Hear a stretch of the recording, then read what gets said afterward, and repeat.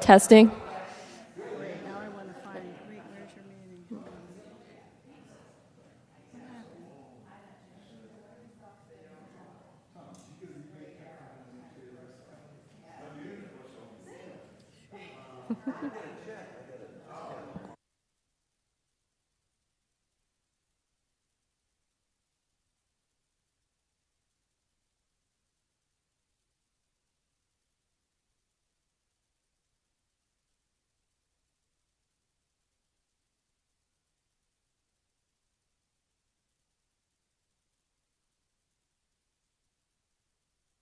happened? Testing.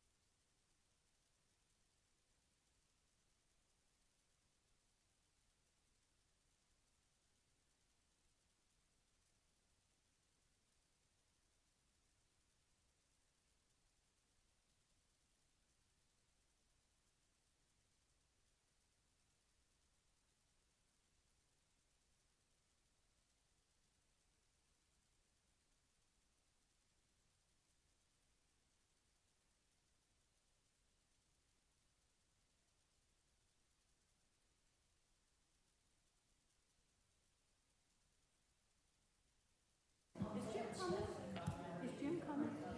I don't know. I thought he was going to be here. That's Jim. He didn't, I called him just recently. Okay. He might not be here. There's no.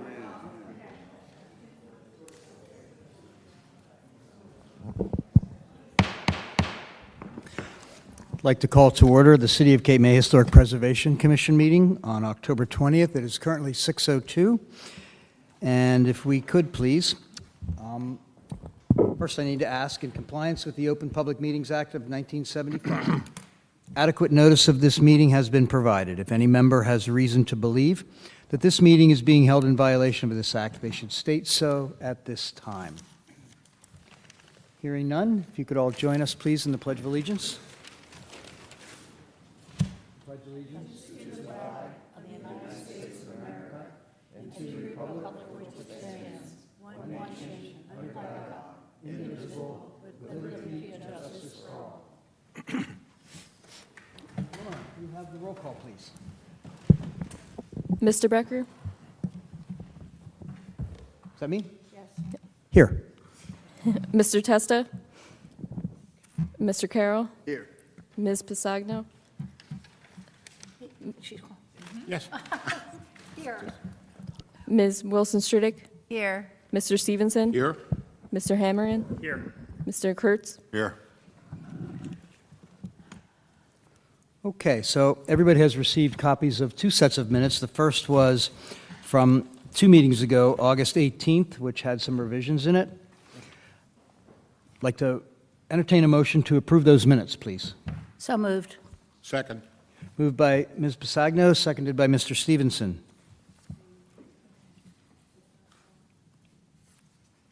Mr. Carroll, Yes. Ms. Pasagno, Yes. Ms. Wilson Stridick, Yes. Mr. Stevenson. Yes. Mr. Hammerin. Yes. Mr. Kurtz, Yes. Mr. Becker. Yes. Similarly, we also received copies of the minutes from our September 15th meeting. I'd like to entertain a motion to approve those minutes as well, please. Excuse me, Mr. Chairman. Yes. I would like to note that I am mentioned several times as having voted in this. However, I was not here. Okay, so we need to revise those minutes. Let's table the approval of those minutes, and we'll bring it up at the next meeting. Thanks, Thank Bea. you. Okay. Payment of bills. We are in receipt of a bill from Chris Gill and Schwartz Law LLC for services in September. You've all seen that bill. I'd like to entertain a motion to approve that payment, please. So moved. I'll second. Moved by Mr. Kurtz, seconded by Mr. Carroll. Roll call vote, please. Mr. Carroll, Yes. Ms. Pasagno, Yes. Ms. Wilson Stridick, Yes. Mr. Stevenson. Yes. Mr. Hammerin. Yes. Mr. Kurtz, Mr. Becker. Did you vote? Could everyone turn their mics on, please? And I also vote yes. So, Mr. Kurtz, yes? Yes. Mr. Becker? Yes. Resolutions from our prior meeting. Suture at 124 Decatur Street, Resolution 2025-36. SA Properties LLC, 394 Congress Street, Resolution 2025-37. Cohen, 16 Reading Avenue, Resolution 2025-38. 413 to 415 Washington Street, LLC. Resolution 2025-39. Umbrecht, 16 Second Avenue, Resolution 2025-40. Courier, 398 Congress Street, Resolution 2025-41. You've all received copies of these resolutions. I'd like to entertain a motion to approve them, please. So move. Second. Moved by Mr. Carroll, seconded by Mr. Hammerin. Roll call vote, please. Mr. Carroll, Yes. Ms. Pasagno, Abstain. Ms. Wilson Stridick, Yes. Mr. Stevenson, Yes. Mr. Hammerin, Yes. Mr. Kurtz, Yes. Mr. Becker. Yes. Applications approved and denied in review. Of course, we all have a list on the agenda. I'd like to entertain a motion to approve or ratify those applications approved and denied in review. So moved. Second. Moved by Ms. Wilson Stridick, seconded by Ms. Pasagno. Roll call vote, please. Mr. Carroll, Yes, but I abstain on ORM at 701 Columbia Avenue. Ms. Pasagno, Yes. Ms. Wilson Stridick, Yes. Mr. Stevenson, Yes, but I abstain on 219 North Street. Mr. Hammerin, Yes. Mr. Kurtz, Yes. Mr. Becker. Yes, although I need to abstain on Hemingway to Satinick at 1105 Washington Street due to proximity to my home. Okay, so all that sort of business is out of the way. You might recall that this year we've had 3 alignment workshops with all of our commissioners, and at the first one of those in March, we aligned around a very specific purpose statement for our work here at HPC. And in order to set the tone for tonight's review of applications, I'd like to ask Mr. Stevenson if you would please read the purpose of our work. To serve as a catalyst for guiding and valuing Cape May's historical, cultural, and natural resources in ways that inspire and unite our community to steward these resources for the benefit of all, so that present and future generations continue to express the unique quality of life we share in this place we love. Thank you. So moving on to applications. The first application on our agenda is Kindry and Kerwick at 830 Washington Street. If you would please come up and make your presentation. Mr. Chairman, I must recuse myself as close proximity. Great. Thank you, Mr. Kurtz.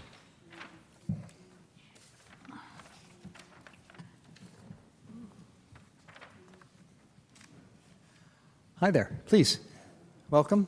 If you could please state your name and your role in the project and your address, please. Oh, yep, make the light green. Great, Caitlin Kerwick, 830 Washington Street. great. Sanjay Kendry, 830, and we're co-owners. We own together Co-owners. the property. Yeah. Okay. So it looks like you have an application for demolition, correct? Correct. Okay. Proceed, please. Okay. Well, I'll let my wife, who is the visionary of the project, kind of take it from here. We previously owned 906 Washington, sold it 2023. Saw that the property was for sale, 830.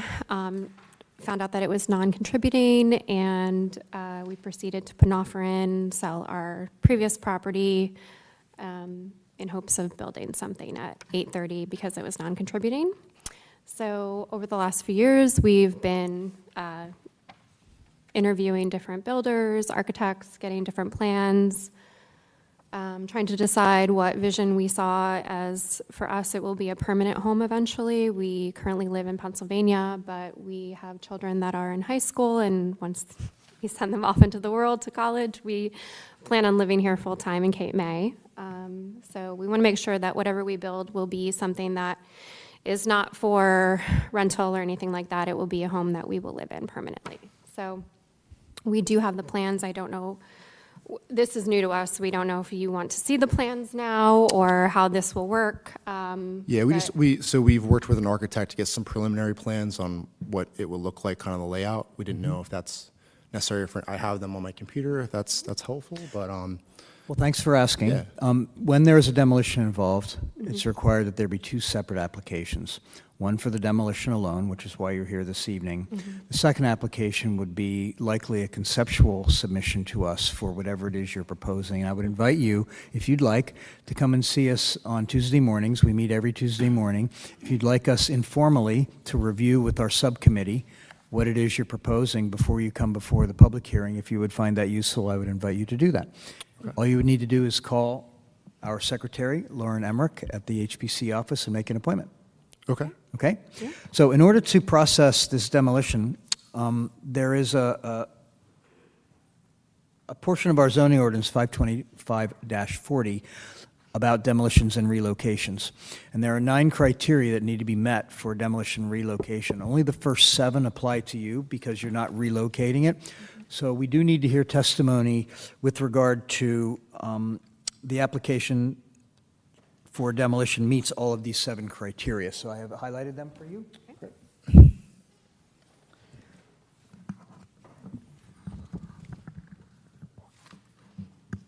So if you could just go through those one by one, and your statement can be very brief. Okay.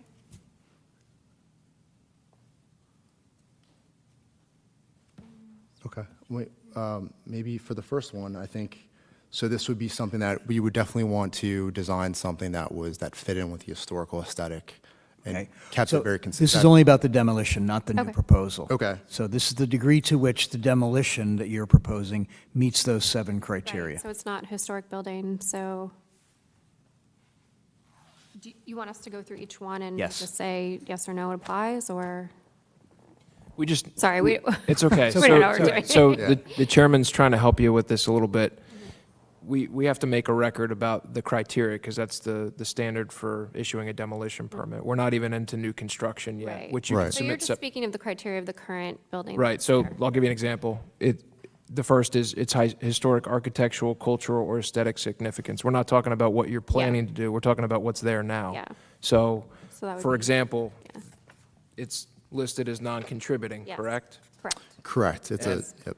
And the Historic Property Survey Report says that it was built about 1950 to 1960? Yes. Is that correct? Correct. Which is outside the period of significance? Correct. Okay. Yes. You follow me? That's the kind of Yes. stuff we're trying to Okay. get at. Okay. Okay. So Okay. you've just answered number 1. Okay. Okay? It's historic architectural significance. Okay. So for number 2, it'll That'd be be no, right? Its current and potential use is not for, right? Wasn't it a dentist's office? It was a dentist's office. Yeah. Okay. Correct. Yeah. Yeah. So this would be for the residential. Number 2 would be residential. Okay, so it doesn't suit the purpose, right? So, Correct. okay, next. Yes. Number 3, please.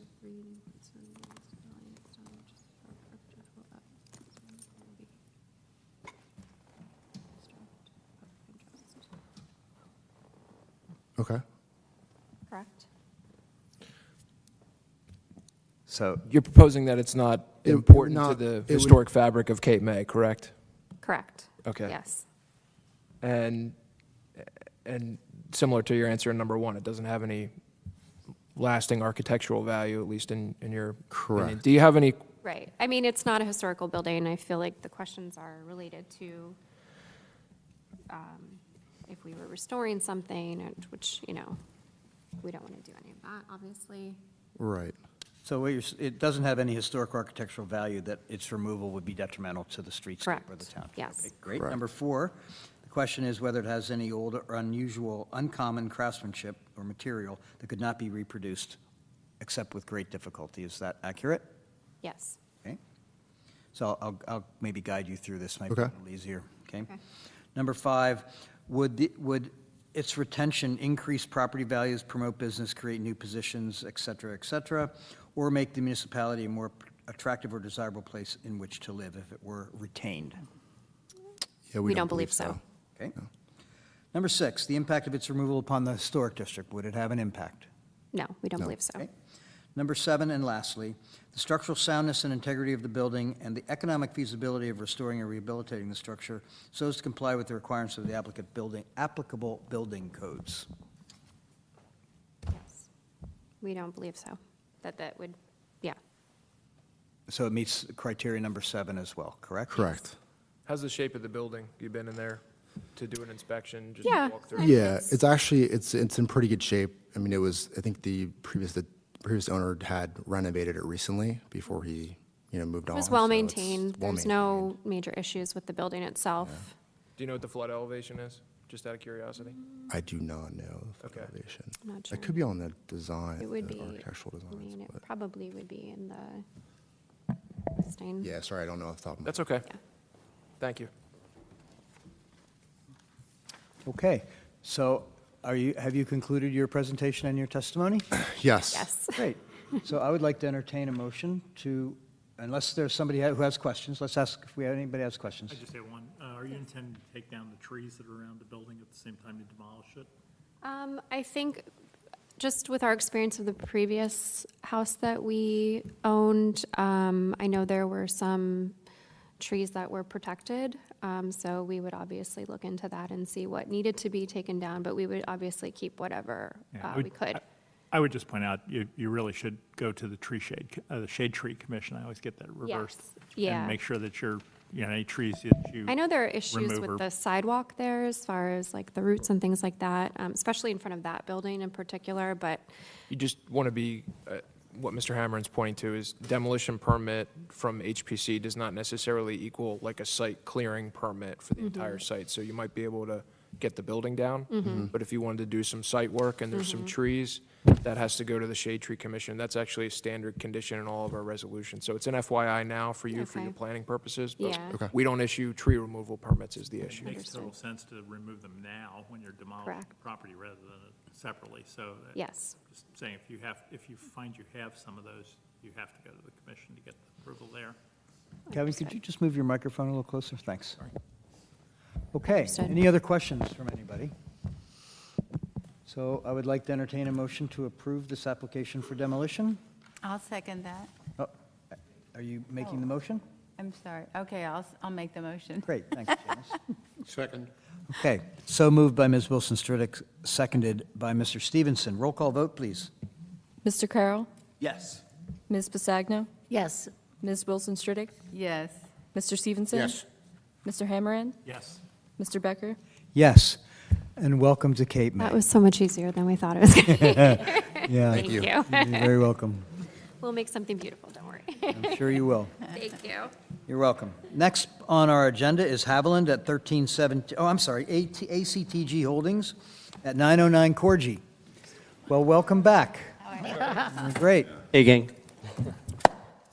So we had approved the, Excuse me, Mr. Chairman, must recuse myself on this one as well. My whole neighborhood's changing. is that a message? No. Yeah. Okay, so we had approved this proposed application conceptually at our last meeting, and all we asked for was just a few things.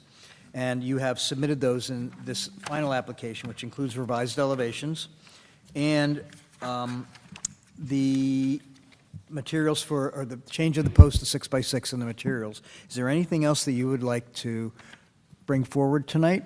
And answer whether or not anything from your conceptual submission, other than the revisions proposed by the final application, have changed. So there are no other changes? No changes. So is there anything else that you'd like to bring forward? Nope, I'm just shutting my mouth. So, likely don't need to go around the room, but does anybody have any questions for this applicant? Just one, actually, more for us. Did we get the cut sheets on the other aspects of the Yes, we did. project? I did not recall that, so I just wanted to make Yes. sure we did. So they gave us two separate submissions. One that we approved in review for the cut sheets, and then there were a couple of the things that we needed, the elevations and the post, which we also have. So just so everybody knows, these folks have been before the review committee, I think, 3 times, maybe 4. And I then, think this is second here, but I've met with you several times. yeah, so the review committee on Tuesday mornings 4 times. Yeah. This is the second time here. And you made, this is the second supplemental submission since the conceptual review. Yeah. Okay, any other questions? Yes.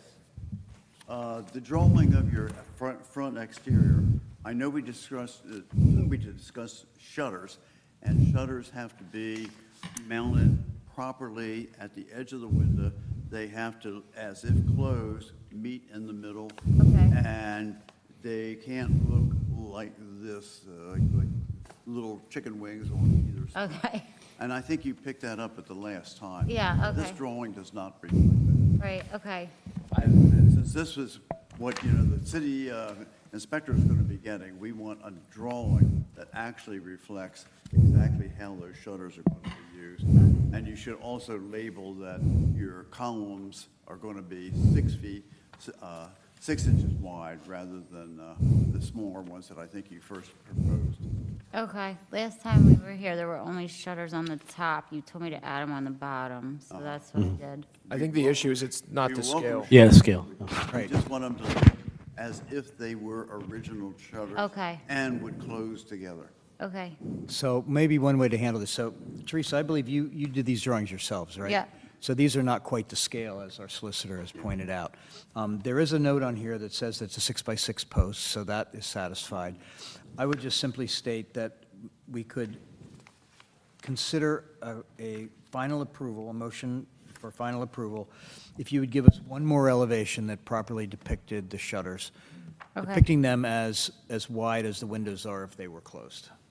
do you want me to put the exact measurement, or can I just You state could, it you like could that? put a note on there that the shutters will be sized to be appropriate so that when closed, they would Okay. cover the entire window. Okay, And a note would be fine, okay, just because I understand that you're not creating a CAD drawing to scale as an architect or as a builder. One, Okay. one way of doing that too is you're going to keep the 2 windows that are at the top now with shutters are going to stay the same, right? Same size. And then you're going to do 2 on the bottom that are going to match with, also with matching shutters, same size. So maybe if you just measure that top window, you can, okay. I don't know what program you've used to do that, but that's the outcome I think the HPC wants, so that the zoning officer can look at that and say, yeah, that's what we're looking for. Do you want me to redraw it, or can I put the note that says the best- shutters will close? Best if you could redraw it. Best move would be to redraw it. That way it's visually accurate. And maybe you can shrink the window and increase the size of the shutter just to show that, or, Okay. Any other questions? Comments? I think it's really good to see that this is a house that's going back towards its original appearance. I think that's a really exciting thing to see. Do I have to come back? No. All you would need to do, so what we're going to do right now is entertain a motion for final approval with the condition that you submit one more elevation properly depicting the size of the shutters. Okay. All you would need to do is submit a copy of that to our secretary. We can review that on Tuesday morning in our review session, and you're done, Okay, at okay. least with us. Beautiful. So, I will make that motion. please, Tom, what's the motion? You just said it. Okay, so the motion is for final approval with the condition that we receive an elevation drawing with the shutter size properly depicted. Moved by Mr. Carroll. Do I hear a second? Second. Seconded by Ms. Pasagno. Roll call vote, please. Mr. Carroll, Yes. Ms. Pasagno, Yes. Ms. Wilson Stridick, Yes. Mr. Stevenson. Yes. Mr. Hammerand, Yes. Mr. Becker. Yes. Well, thank you. Okay, thanks. Keep up the good work you're doing. Okay, thank you. Yeah, it's really nice that you're opening up that porch. It's quite wonderful. Thank you. Thank you. See you guys. Bye. Okay, next, please, on our agenda is Haviland at 1317 New York Avenue. So I would like to note for everybody that on our agenda, it states that this is a non-contributing property, but it is a contributing property according to the property report. Okay? So if you could please state your name and your address and your role on the project. Hi, Karen Haviland, 1317 New York Avenue. And are you the owner? Yes. Great, thank you. Christina Amy, architect, 761 Asbury Avenue, Ocean City, New Jersey, 08226. And you are the architect, yes? The architect. Great. The floor is yours. Okay, we're here for final approval, hopefully. When we were last here, you asked for cut sheets for the addition at the back of the house regarding the roofing, the windows, the siding, and let me look at that checklist, because I think that was it. The siding, especially mentioning that it was wood primed, and then the roofing, yes. So the finishes of the house would be, for the addition, will all be wood. With the, and we last discussed, because part of the existing house has non-wood materials. And the asphalt shingle roof, there's a cut sheet in the packet that was last, which is the Camelot 2 shingles from GAF. The fascia would be painted wood to match existing, as well as the soffits. The siding is a stained cedar bevel siding. There's a cut sheet from Maybach in your packet. Okay. Sorry, Tom flipping through maybe think you couldn't find it. I think it wasn't there. The windows will be Gelbin all-wood windows, 6/1 to match the existing. The all-wood windows have primed exteriors. We have both the cut sheet of the windows as well as the mutton bars. And on the final page of your packet should also have a cut profile section of the windows as well. The window trim is a painted wood to match the existing, which is a 1x4 flat panel with a crown at the top, which is also on that very last page. There's a photograph. There's no new doors, no new columns, no new railings, no new decking. The foundation will be a painted stucco similar to the existing. The HVAC enclosure will be 1x6 cedar board slats. That AC platform is shown in the, sorry, I can't remember if I did plan elevation, yes.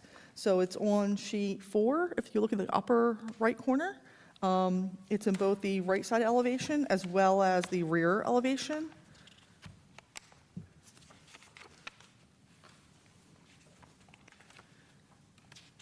It's tucked away behind the house. It is, it's tucked in kind of the corner created by the house's, the addition is narrower in the rear, so it's tucked in the corner of the joint of the addition and the existing house. There's no exterior appendage, outdoor shower. The driveway is being extended to accommodate all the parking behind the front line of the house. So we are extending those pavers to match the existing pavers. There's no new fencing, no additional proposed lighting, exterior lighting.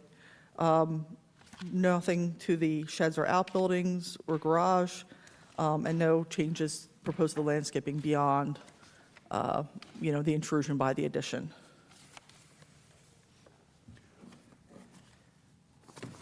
Okay. Okay. So just like to note that we granted conceptual approval of this project, and we had asked to see cut sheets for the roofing, the siding, the window, and also the type of materials being used for the fascia and soffit and lattice, which has all been included in this submission. My only comment is that on HPC 4, the elevations are still listed as existing, and those should be proposed. Yes. So if we approve this evening, I would just like to request that you submit a revised HPC 4. Yes. With that label corrected to say proposed for all 4 of those elevations. Of Okay. course, yes. So again, not necessarily thinking we need to go all the way around the room for everyone, because it appears as if nothing else has changed from the conceptual review. Is that accurate? Yes. Okay. Correct. Okay. Any questions or comments for this applicant? One question. Christine, there's no change in the railings on the front of the house?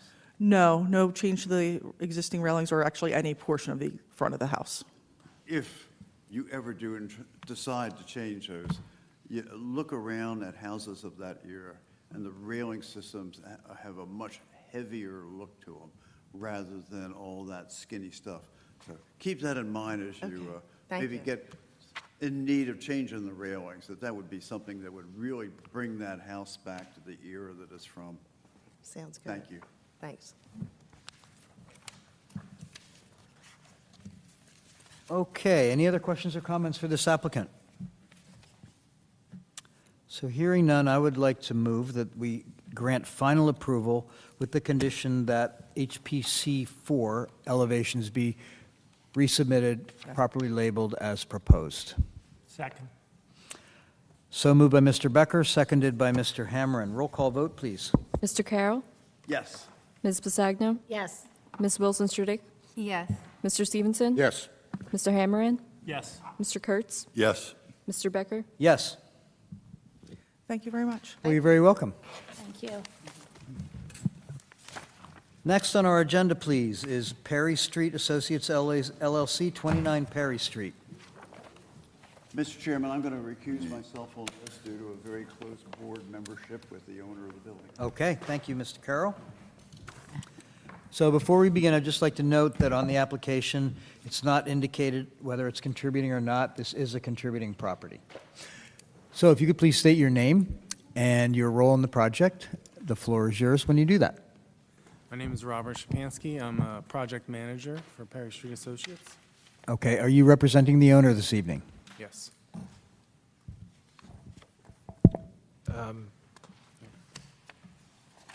Mr. Shapansky, can you just give us a little bit of a relationship with the? Here we go. Got it. Thank you. Yes. Well prepared. Okay, for the record, appointment of representative, the undersigned being a manager of Perry Street Associates LLC, hereby authorizes Robert Shapansky to appear as representative of the company before the HPC for approval involving the property located at 29 Perry Street, Cape May, New Jersey, October 20th, 2025. Curtis Bashaw, managing partner. Thank you, Mr. Shapansky. And the floor is yours. Okay, we have an application for a porch enclosure on 29 Perry Street. This is the building known as the Inn.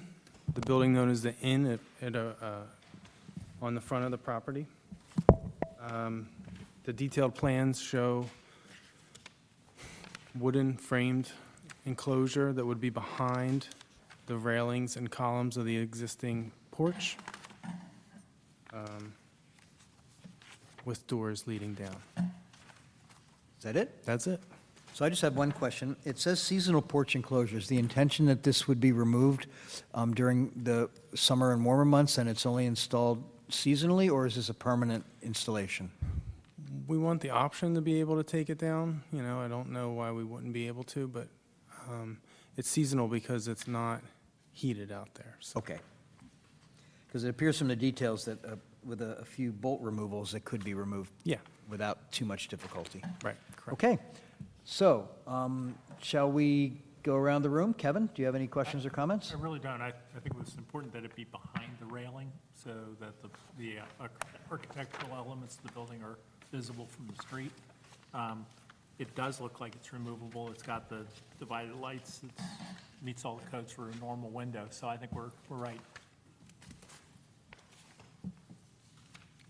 No questions?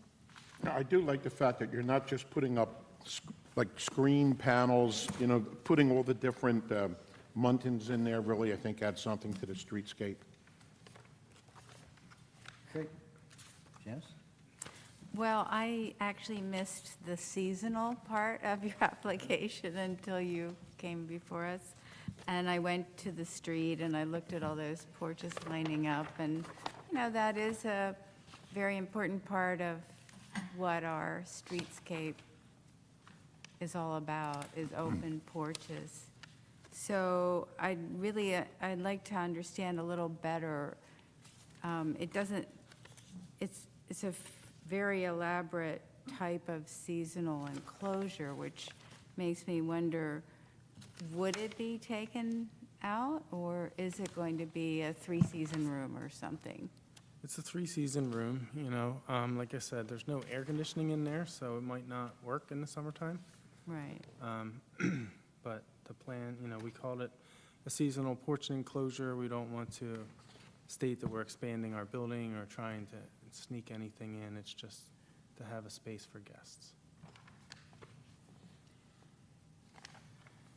I like open porches. I think they're really an important part of our streetscape.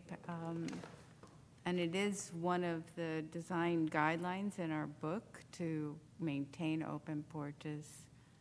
So I just feel like we should state that and consider it. Mr. Szczepanski, did you run this by Bruce Britton, the zoning officer, yet?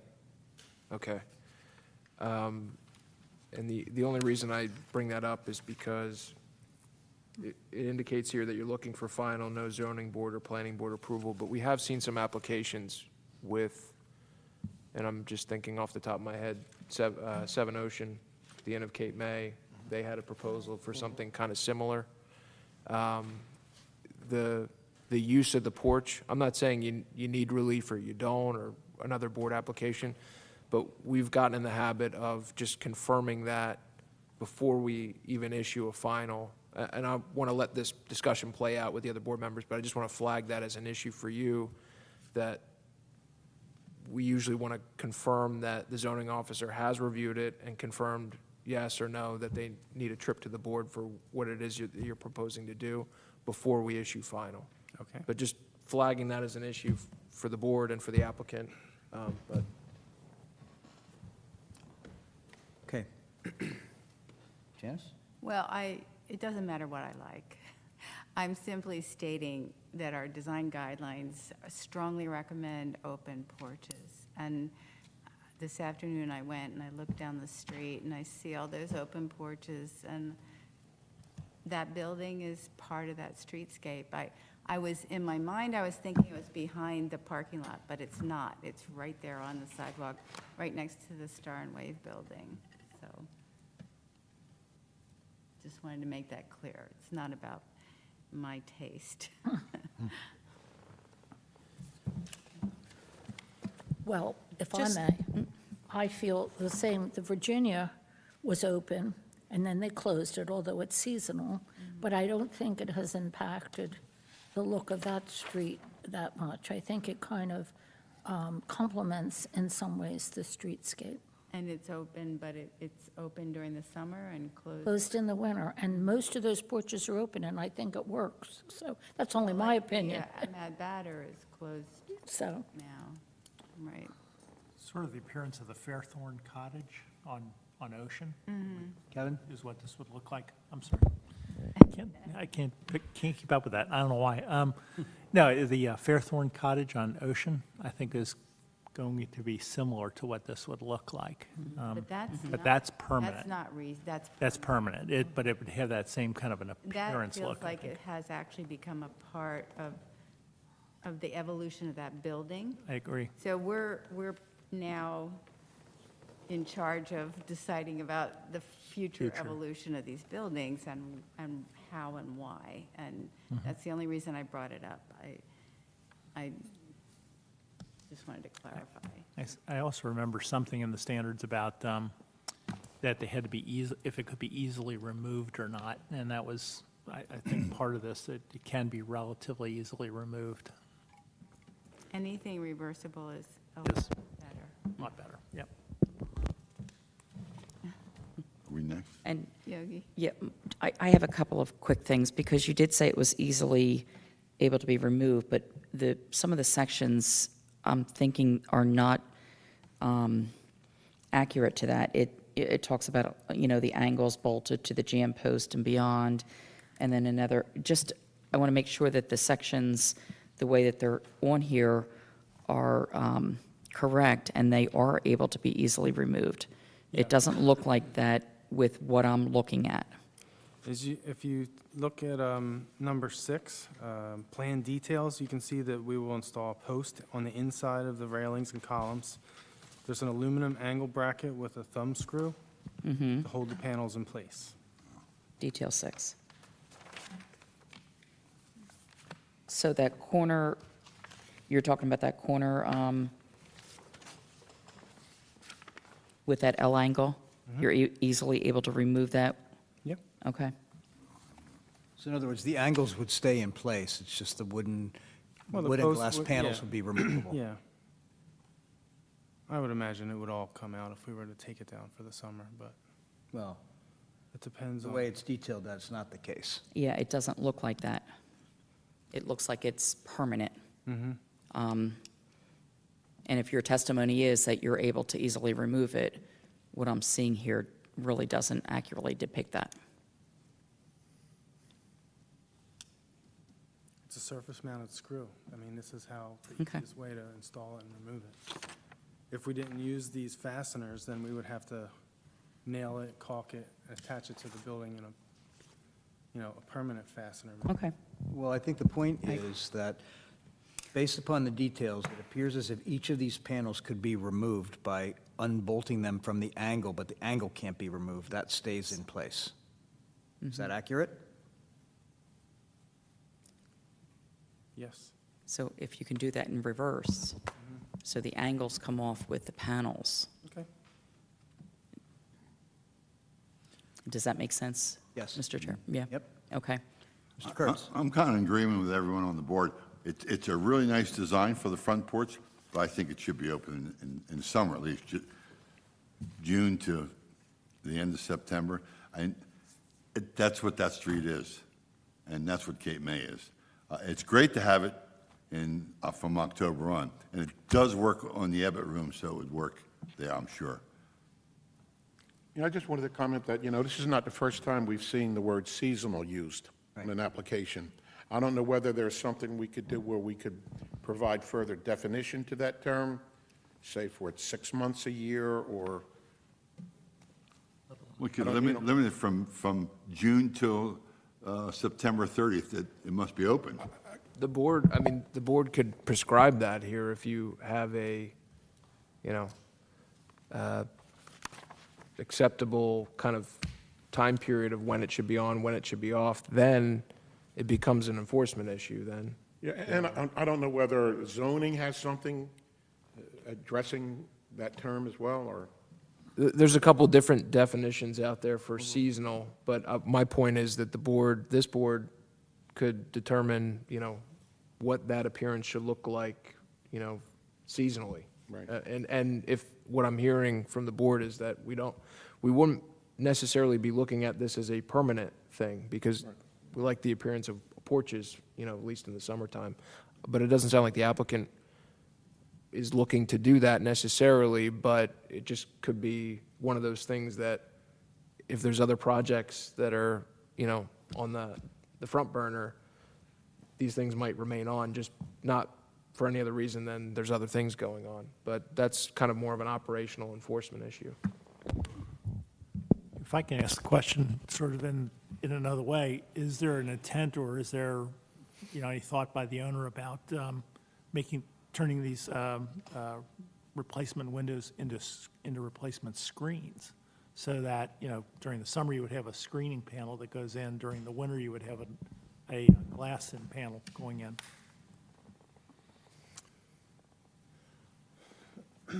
The intent of the enclosure is to make it more comfortable in the shoulder seasons. So, when it's going to be hot out, they're just going to have to come down. Yeah. if it's too hot I on. can't imagine it's not going to trap heat in that, you know. But the alternative then is to put in a screen Screen panel, panels, yeah. you know, which is not necessarily, I think, what we're thinking of today and not what we're seeing today. And I can certainly understand that, given that we have plenty of mosquitoes in this town. So I'm just wondering if there's a, you know, if this is like the first of two steps, or if that's it at all in their thinking. It could be, but it's not our intention. It's a divided light, removable panel. Right. Wood construction that would be put up in the shoulder seasons and taken down in the summer. Okay. Rob, this is going to sound silly. I have to go back. I have to make sure I heard this correctly. All right, the original intent is to keep it this way all year, or you are going to make it seasonal? It's seasonal, yeah. Seasonal? Yes. Okay, okay. Seasonal not to be enclosed in season. When we were saying I June, agree with Janet. When you look down the street, it's like. There's two houses with Right. open porches, and then the, you know, no, King's no, Cottage is no. enclosed. I mean, like I said earlier, Mary's house is Yep. enclosed. it but they're works not all- beautifully at the Virginia. I had another question, I I just, think the hotel guests like that even more, Yeah, open in the summer myself. absolutely. Yeah. Can I just say, for the people who work here, seasonal is usually the summer. So this would be shoulder seasonal, I guess, what you're proposing. Because I was confused, but I wasn't going to say anything. Off-season. if we would say seasonal, I think we would have to do May through September, because Memorial Day, you don't want it all closed up for Memorial. That's the thing. I mean, and that's why the board should, if you're going to go forward with this, you should give clear direction on what the season is Yeah. that you would expect, what your expectations are, because the summer is June 20th to September 22nd. Right. But everybody thinks the summer down here is Memorial Day to Labor Day. And it can be some combination of that, but we just, if you're going to consider this, it should be clearly set forth so that the board knows what to do, the enforcement officer knows what to do, and the applicant knows what they need to do. Like, hey, it's whatever date, we got to take these things down, because that's what the condition is. But I still think we need to double check, and I'm not here fishing for issues, Mr. Shapansky, but you just need to double check with the zoning officer about what your proposed use is and that he's okay with it. So I have a few comments. It's not a matter of opinion, this is straight from our standards. States explicitly, the full enclosure of a porch with glazing is not appropriate. However, our standards also allow for, and that's on page 34 of our standards under porch and entrance standards. However, recessed and temporary transparent enclosures that preserve the porch are appropriate. So I think what you're hearing is two things. One is, I'm not convinced from the details that it is easily removable, particularly when we start to look at the soffit, because the soffit is in fact with two angles attached to the structure. Therefore, it's a whole new surface that's part of this construction to which the vertical members of the wooden panels are attached. And there are the posts themselves, I don't know how those are attached to the decking, or whether or not they are simply by gravity being held in place because they're bolted at the top. It appears that that's the case. Yes, that appears to be the case. Okay, so I think what we need to be sure of in order to at least conceptually approve this, and I think that I can state clearly that we cannot give final approval tonight because there might be some zoning implications here, because you are enclosing a space. I don't know whether there are or not, but that needs to be checked with the zoning officer. But it appears to me that if you could, two things, and I'll just propose this to everybody. Provide us documentation that clearly indicates that this is in fact easily removable, and that it will be removable from, let's say, the June 1st through September 30th. Does that sound reasonable? I think we have to go May 15th. Like the promenade. Oh, so May 15th to, Well, you're talking about, it should be open from May 15th? to September 30th or something like that. You cannot eliminate Memorial Day. You cannot. It's got to be open for Memorial Day. Good point. Okay. So, would you be willing to go back and ensure with these drawings that they are revised in order to indicate that these panels are easily removable and the means by which they're removable, and commit to removing them from May 15th through September 30th? Possibly. Possibly? Okay, well, that's your choice. But I think what you're hearing from us is that's our recommendation and our direction, and I would invite that we make a motion accordingly, if anybody would like to make that motion. It just sounds like they may need to gather some information and present to the board. So do we want to consider maybe adjourning this, giving the applicant an opportunity to confirm those things, and they can come back and present? We can confirm the zoning, we can confirm the removal, we can confirm the timing of that.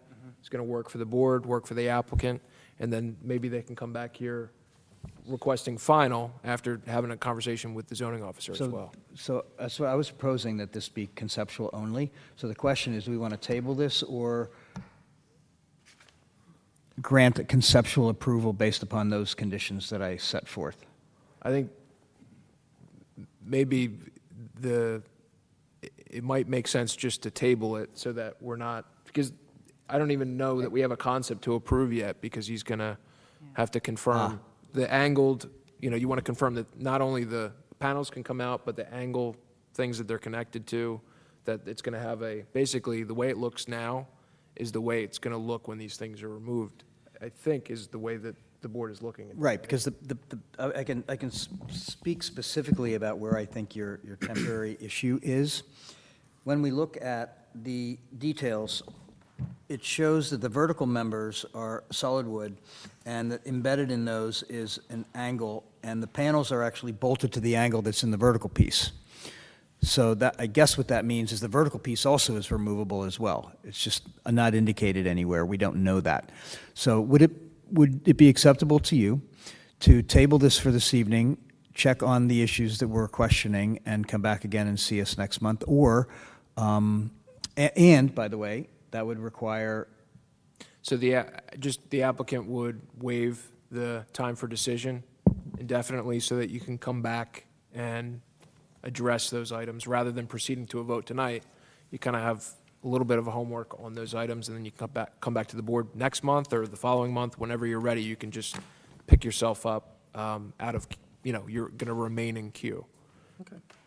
So I do want to comment that I think that aesthetically and historically, this is beautiful, so long as it's removable. It's really well done, because it's also it appears as if it's all custom fabricated. We're not purchasing any windows off the shelf. It's made specifically for this application, which thereby makes it even more easy to be removable, so long as you can justify with your drawings and details that it is indeed removable seasonally, and the means by which to do that. So my compliments on the project itself, so long as it's removable. Should we set the time frame now so Mr. Szczepanski can take that back? So Yes. Kill all the birds with one stone? So are we in agreement? Are we in alignment that May 15th to September 30th are the proper dates? I just think, may I ask Sure. a question? What do you think would be reasonable? May 1st or May 15th? Probably May 1st. I can't hear you. May 1st. That's what I was thinking. The only thing I would say about that is we should probably, it's good to discuss this, but let's see if another Yes. board has to take a look at this too. Right, Because the seasonality may impact another board's review too. And it could still be a recommendation or that Right. kind of thing, but we just want to see procedurally where We we're at. get some really lovely weather in May, and Yeah, and additionally, I think we need to have a definite standard, because it becomes an enforcement issue. If one Right. person, it's May 1st, the other, it's Right. May Now, 15th. I think- We need a standard. And the reason I said that is because if he's going to go back and get approvals from the owners of the property, let's get everything approved for us at one time. So when we come back the next time, you're going to say, okay, we're going to take them off. But we all agreed on the dates. It just seems like, not that we're approving anything, but if Right. it gets approved, these are the dates. Right. And we don't know their highs and lows either, whereas May 1st may But like be Jake much said, more if we have beneficial. one date here, everyone has to be on the same line. Right. Or you can just do an on or before, because if it's removed before, that's not an issue. Correct. So I think that we look at that instead. So even if we still go with May 15th, we do on or before. If you're saying May 1st, I think that that makes sense. We'll have dates. There's no So, yeah. penalty for removing it early. That's right, yeah. I think the other thing, just to for all of us to keep in mind, is the idea of the removability is what keeps this from being a permanent addition, which then in turn could trigger the contributing status. Correct. So, that's why this is so important. It has Well, to be removable. That is the issue, actually, and it's why our standards prohibit a full enclosure of open porches.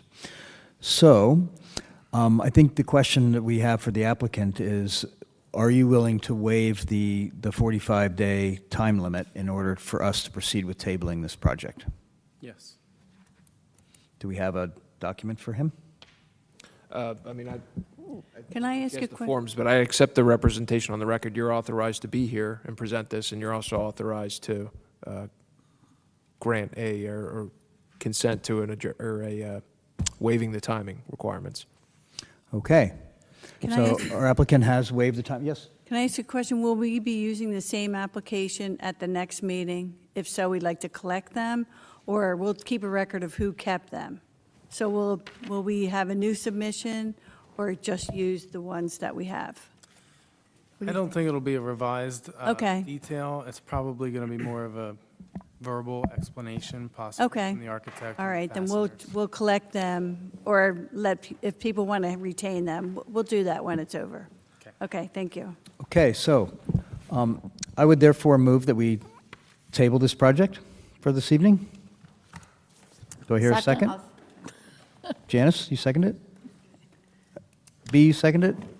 Both of us did. Okay. Doesn't matter. So Double second. motion is that this application be tabled, made by Mr. Becker and seconded by Ms. Pisagno. Roll call vote, please. Ms. Pisagno? Yes. Ms. Wilson Trudich? Yes. Mr. Stevenson? Yes. Mr. Hammerin? Yes. Mr. Kurtz? Yes. Mr. Becker? Yes. Thank you. And by the way, if you would like to come and chat with our review committee on any of the Tuesday mornings, as, let's say, further issues start to arise for you, you're welcome to do that, and we can chat about it. All you need to do is call our secretary and make an appointment. Yes. Okay, thank you. Thank you. Thank you. Okay, next on our agenda is McGowan, 263 Grant Street. Are there representatives here from McGowan at 263 Grant Street? Looks like no. Okay, so why don't we do this? Why don't we collect these as well? Yes. Already made my notes. Because they're not present. I would like to mention, however, Can I- that, go ahead. Just a quick question, because there's a demolition on this as well. That's the comment I'd like to make as well. Then go ahead and continue to make it. Yeah, the point here is, and what we should do is notify these folks that since they are proposing both installing an underground pool and demolishing existing garage and deck, that they will need a separate demolition application for demolishing the garage and deck. Okay? Mr. Chairman? Yes. Also regarding this, I mean, this really should be deemed an incomplete application. There's really not much information on here. Correct. And, particularly like fencing would be required around a pool, surface materials surrounding the pool, and I guess zoning as well, because would have to come first. Yes. So I think one of the ways we could do this is we could ask the secretary if she would notify the applicant that it would probably be in their best interest to come visit us on a Tuesday morning so that we can describe how the application is incomplete and explain that a separate demolition application will be required. Okay? Thank you.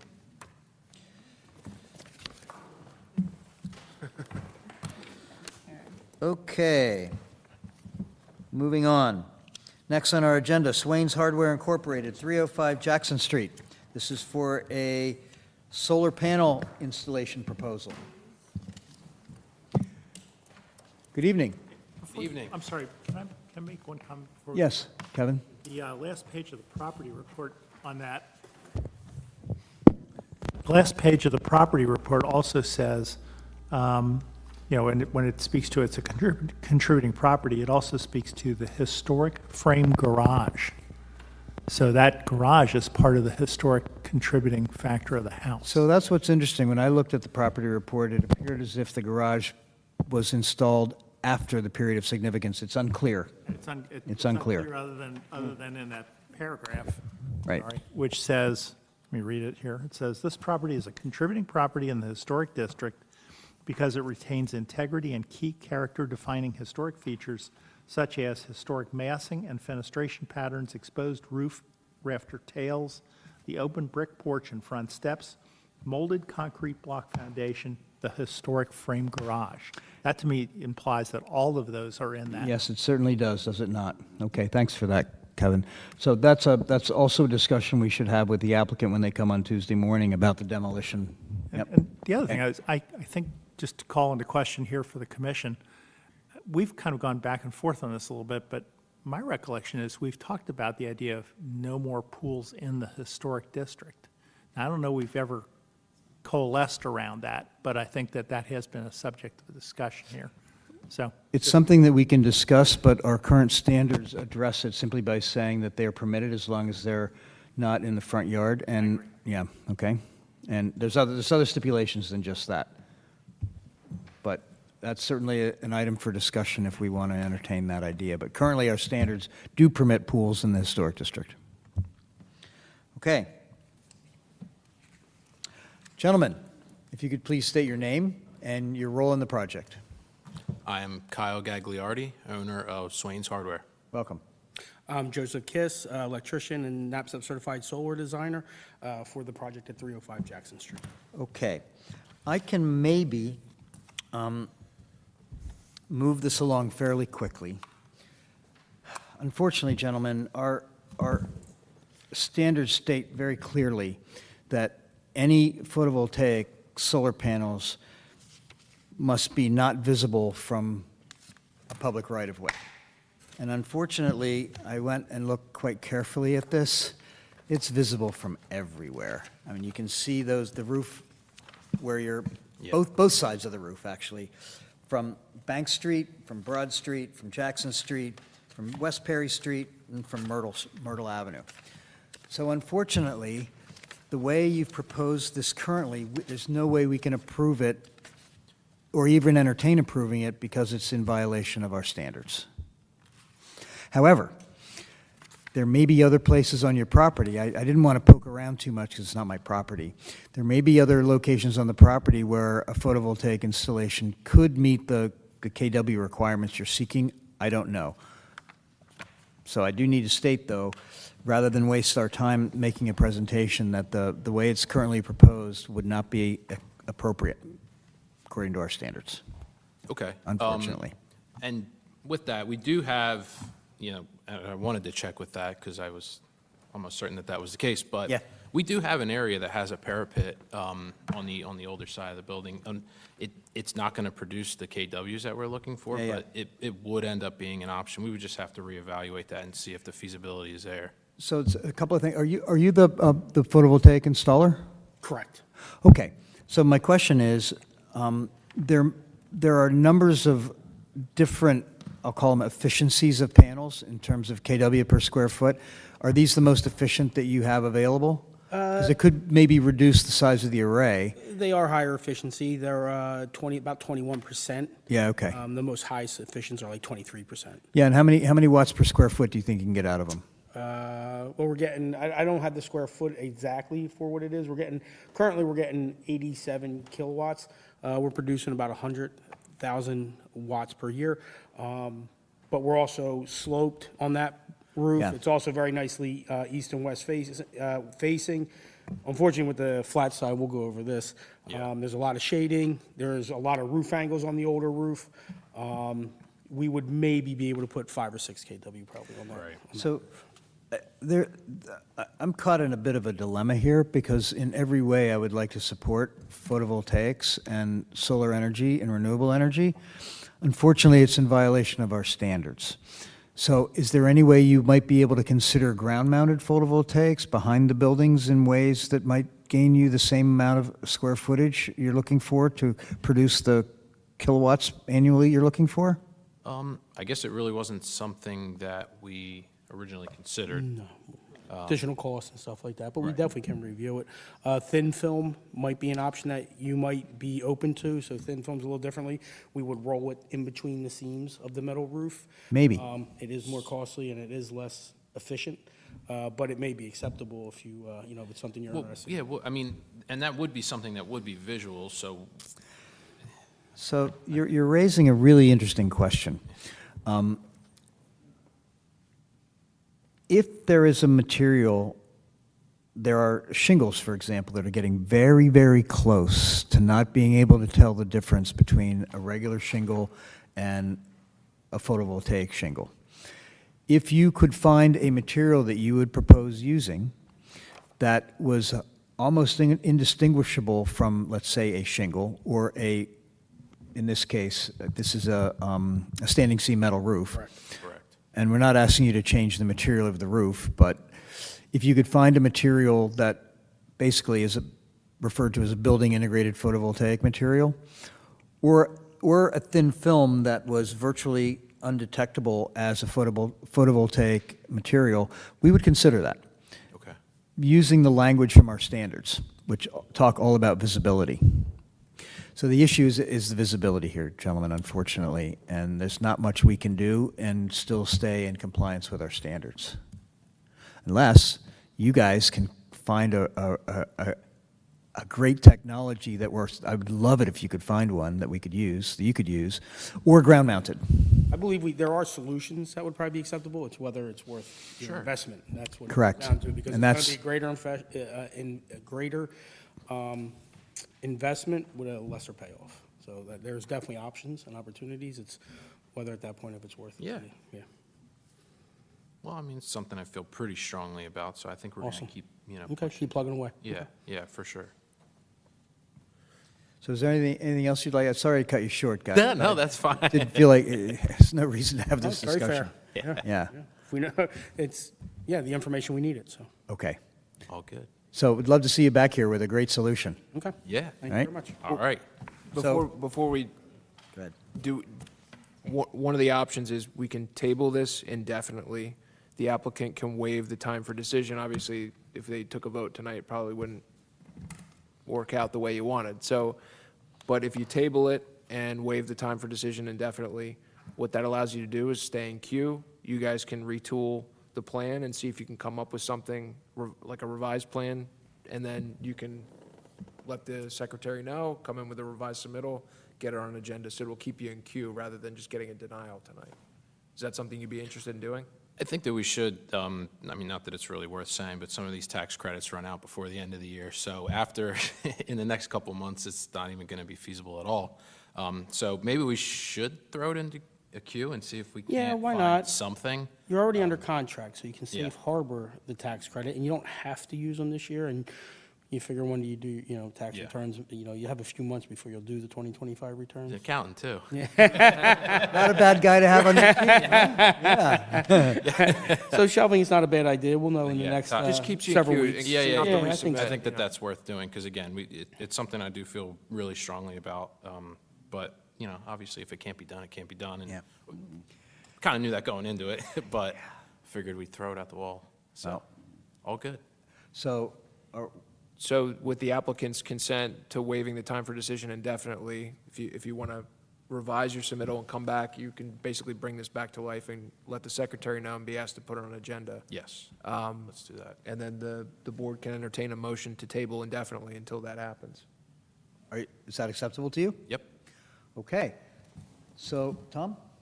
When we use the word contributing building, that basically means the architectural impact that it has on the community.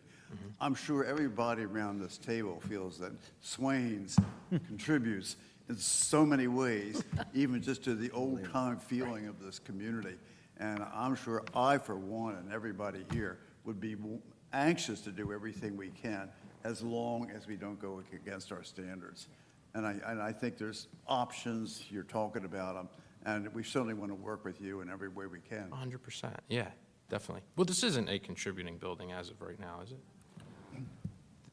Are they non-contributing? No, The home is Yeah. contributing, but Right. but also Swains is a standard bearer for the Yeah. town. Yes. And if you can figure this out, you'll be a hero.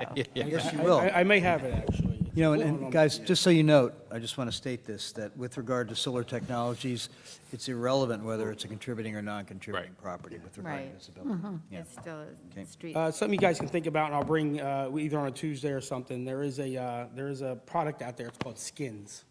And we'll lose a little bit of the efficiency, but we can basically use the whole same setup, same system size, and we can wrap the solar panels to match the existing roof.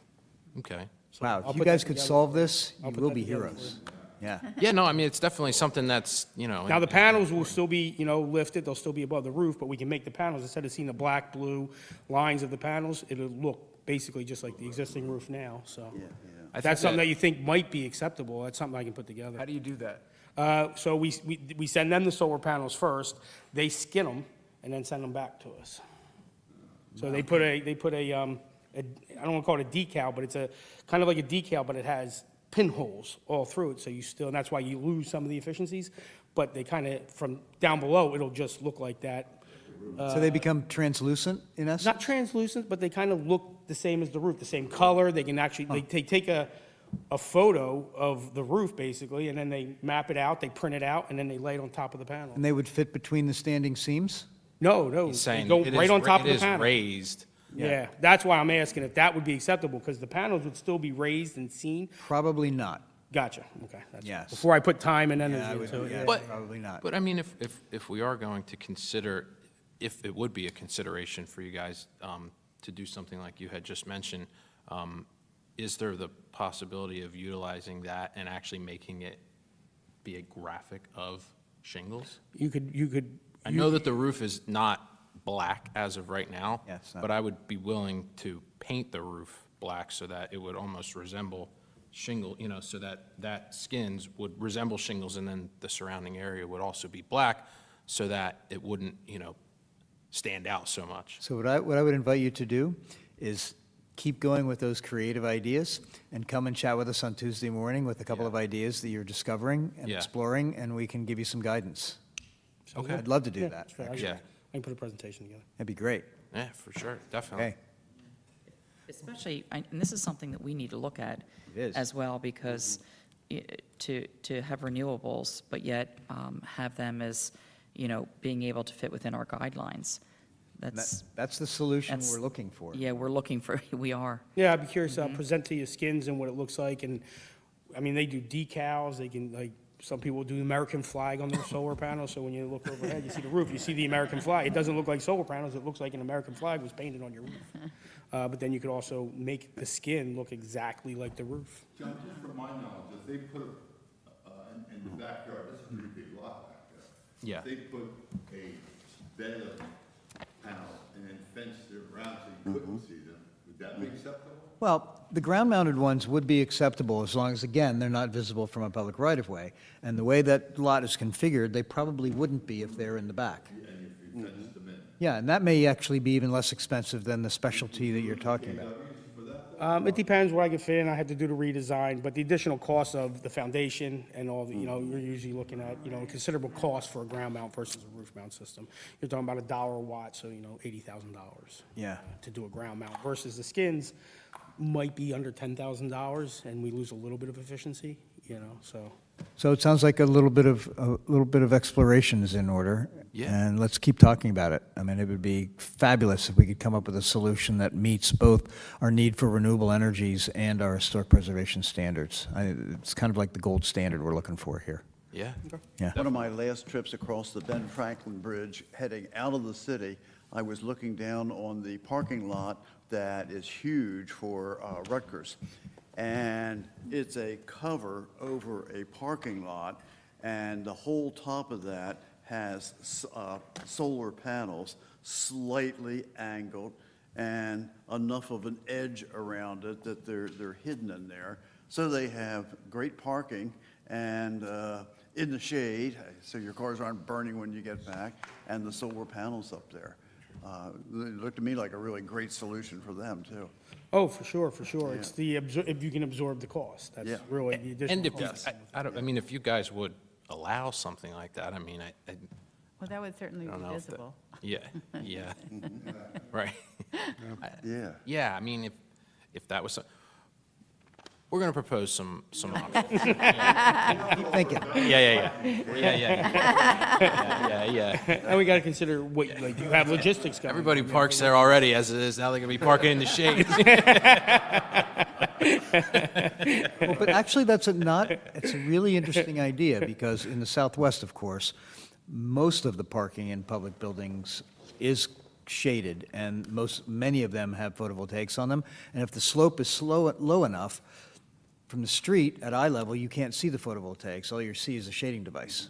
That would be acceptable. Right, Take it around. yeah. Yeah, great.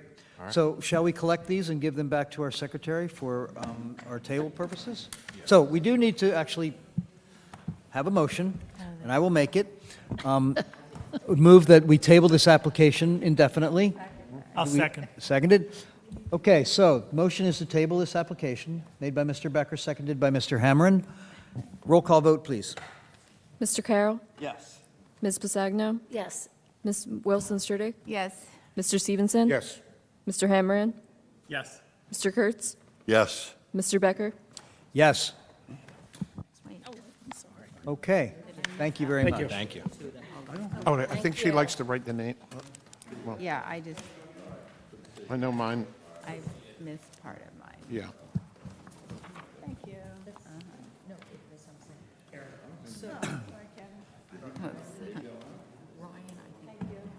Walking out here with a lot of stuff Yeah, tonight. yeah. What happened to the other one? Yeah, we're giving everything back. Yeah. Yeah. Yeah. Is that her? That's true.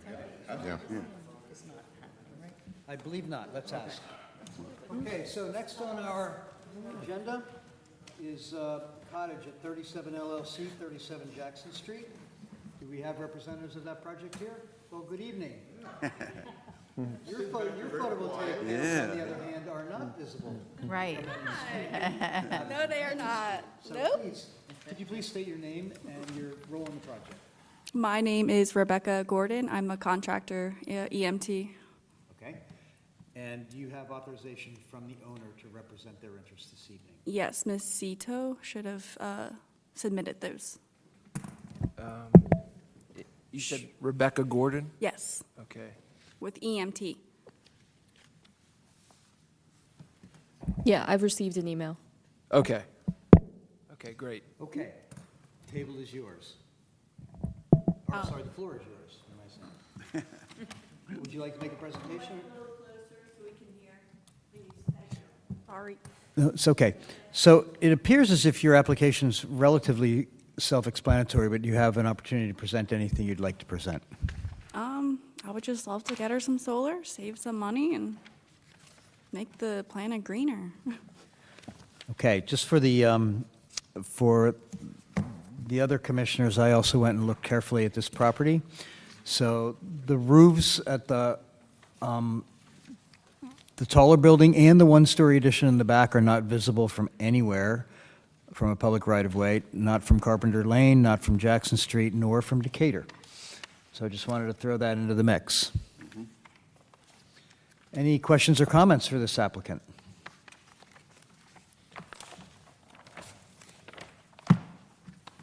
Well, hearing none, I'd like to entertain a motion to approve this application. So moved. Second. Approval moved by Ms. Wilson Stridick, seconded by Ms. Pasagno. Roll call vote, please. Mr. Carroll. Yes. Ms. Pasagno. Yes. Ms. Wilson Sturdick. Yes. Mr. Stevenson. Yes. Mr. Hammerin. Yes. Mr. Kurtz. Yes.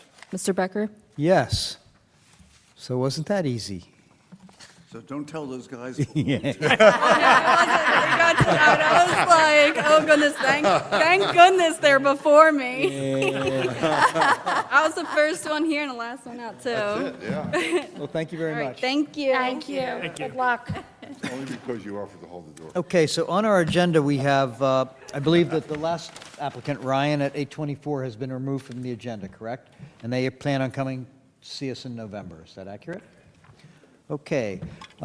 Seeing as how there's nobody in the audience, there are apparently no public comments to request. So, discussion period. We do have, as you know, Lauren Emmerich serving as our HPC secretary.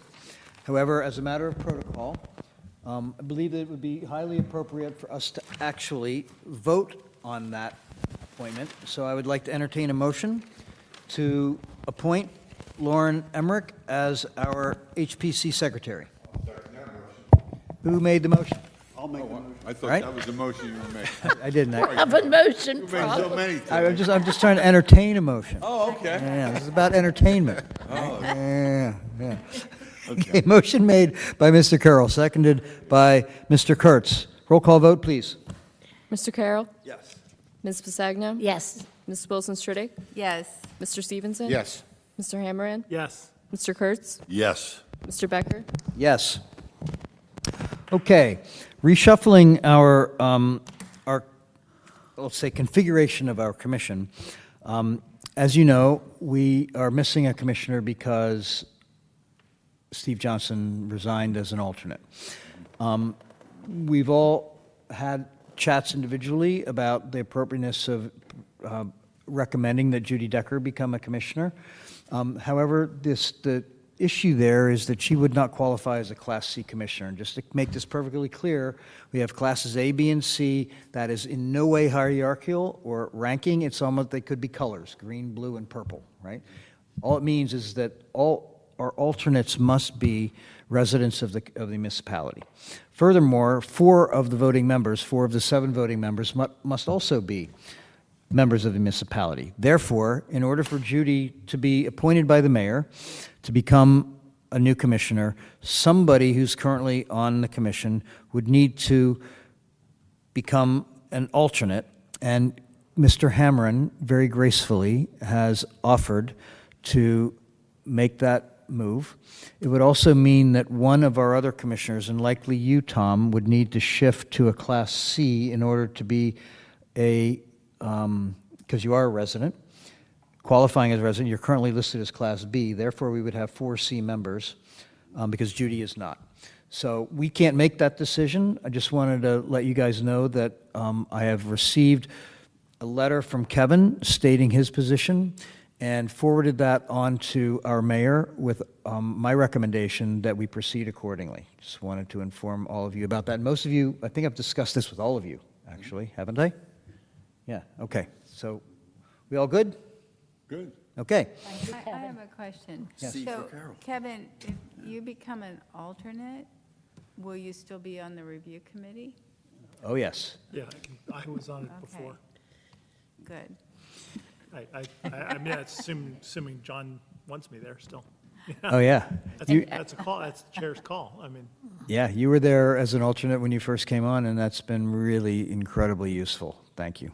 And even as an alternate, you're involved in everything if all of the members are here, all discussions and everything. Correct. So The- we're not Kevin's losing, vote? you know. Only if there is, If we're short, okay. if we're short one commissioner, then he But votes. his vote, as far as I'm concerned, is very valuable. I totally agree. And you would become alternate number 2. Well, you are I alternate am- number 2. No, I'm number 1 now, because Steve's not here. I'll Oh, go that's back to right. number- I You go started back out to as number 2. 2. Hey, Okay. just throw it But out. again, this is not our call. This is the mayor's call, right? The mayor has No, to no make these problem. appointments. I have no problem with it. Great. Okay, would like to just give you a brief update on the Columbia Capstone. 2 weekends ago, we had 13 students from the Columbia Graduate School, and these are not kids. These are adult educators. They're professionals in their own right from a number of different, I would call it, disciplines. And they kicked off the weekend by meeting at my house, and we all had coffee and treats from Chez Michel. And then we took a 3-hour walking tour, and they got to get the lay of the land. Then they met with several officials, folks in positions in the city. Kevin was there, and Janice was there, and Lorraine was there, and Tom, I think you were there as well, at the Science Center to begin working on their capstone project, essentially looking for ways to help resolve and understand and make recommendations regarding the intersection between resilience for our coastal communities and historic preservation. So they're doing a significant amount of research. They then, on the following day, they had done some initial research, and I guess they made a brief presentation. Oh no, they did not. No. That got postponed, right? They weren't quite ready yet. But there is a scheduled presentation. I don't think the actual date's been given to us yet, but sometime in late October or early November, they will be making a presentation. I'll let all of you know about this because it'll be on Zoom, and that'll be sort of their midterm before the end of the term work, and they'll be receiving comments from us. And anybody who would like any further involvement, please let me know. This is essentially being driven by Laurel. I'm sorry, Laurel. Justine Magario. And she's been instrumental in bringing forth Lynette, the professor from Columbia, because this is sort of a reprise of the last time they did this with regard to the desalination plant. And the work that they did was really helpful in identifying some technologies that had not previously been considered. So this could be very significant for us. And it's essentially, I guess I could say this, hundreds of thousands of dollars of free work that we're receiving from highly skilled professionals. So A lot of that work could be attached to grants. No, a lot of the work that they're doing could be attached to grants and really further and validate a lot of what we were looking for as far as resiliency in the city. There were a lot of discussion items that we came up with on that Saturday, which was, it was interesting because they broke out into 4 groups, and each one of those groups had their own specific expertise, and then they're all going to get back together. So I'm really curious to see the... So the 4 groups were, if I remember right, energy, water, funding. Funding and policy. And policy, and what's the last one? And then historic. Historic, yeah, Yep. great, yeah. So, Communication. There was one on communication. right, communication. There was the yeah. communication. Mhm. So what's really lovely about this is they're looking at this as a whole living system, as opposed to each of these as separate entities, and finding out where are their sweet spots for integrating these ways of policymaking and, I would say, developing capacity for further resilience in a coastal threatened community. Well, threatened by things like climate change and sea level rise and flooding and all that, which we just experienced a couple weeks ago, right? Dodged that bullet a bit. Okay. Can I just add to that? Yes, please, Tom. Sunday, when we were kind of wrapping up, several of them approached me, and I said, so you're going to have a great report for us? And one of them said, don't change anything, you're perfect. They came out and said, you know, we are surprised how well things are going here in so many different areas. They certainly had picked up the fact that we have fabulous government in town. One of our members right here, Zach's leadership. So it made me feel real good that they're going to say, scrap everything and we're going to got to start over. We really are on the right track, and some fine tuning will help a lot. And I can testify to the 3 hours I spent with them. They were enchanted with this wonderful place that we're all fortunate enough to live in. Okay, thanks, Tom. Any other comments about, you guys all attended, do you have any other comments? Because I wasn't able to be there on Saturday afternoon or Sunday. Kevin, Very inquisitive and very good questions for people who really don't know us, you know. No, they were great, and I do look forward to their report. And since then, I've done a webinar from the National Association of Preservation Commissions. It was part of a summer program on priorities, and it was 4 cities much larger than Cape May. Their preservation staff people talking about many of these same questions. And one of the questions that the capstone people had asked us was, how much flexibility do we have in interpreting the Department of Interior standards? And we frankly don't completely know. On the webinar, there was a lot of discussion of this, because these are cities like Portland, Maine, right on the coast. Louisville, Kentucky, Wake Forest, North Carolina, and I forget what the other city was. Is it Savannah by any chance? No, but one of the person's names was Savannah, so I keep messing that up. Anyway, it might have been Charleston. Yeah. But they did talk about how the SHPO and the Department of Interior are very important to our understanding of the guidelines, especially as commissioners, new commissioners.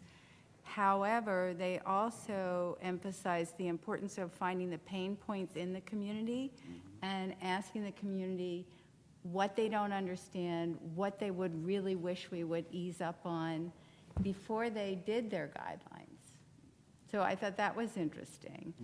And they talked about how these commissions, now these are commissions, these are staffed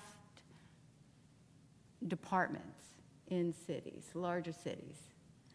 But they talked about bringing the problems forth from the ground up, talking to the SHPO, saying, you know, we agree that we should have all wood windows, but in Portland, they allowed more